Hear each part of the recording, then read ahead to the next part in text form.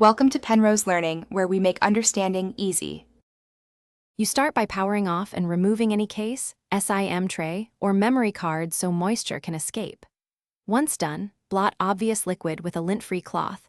You want to remove surface water without pushing it deeper. Next, position the device so the port faces down and away from you. This uses gravity to help drain. Make sure to have 90% plus isopropyl alcohol, a cotton swab, and compressed air ready. These are the first tools you will use. You will now clean the port itself. Dip a cotton swab in 90% plus isopropyl alcohol and gently swab along the contacts and inner walls to dissolve salts and residues. Isopropyl evaporates quickly so it won't leave water behind.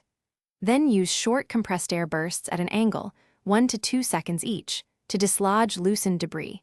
Keep the can upright to prevent propellant spray. If you must probe, use a non-metal pick carefully. Metal can bend pins and make the problem worse. You finish by ensuring thorough drying. Place the device port down with silica packets or in a well-ventilated area for several hours.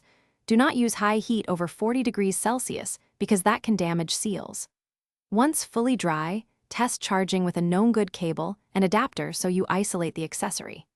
If charging still fails, stop trying forceful insertions and seek professional repair, because continued attempts can bend contacts. One troubleshooting tip: retry after 24 hours of drying before assuming a permanent fault. Thanks for watching. If this was helpful, leave a like and consider subscribing. See you next time.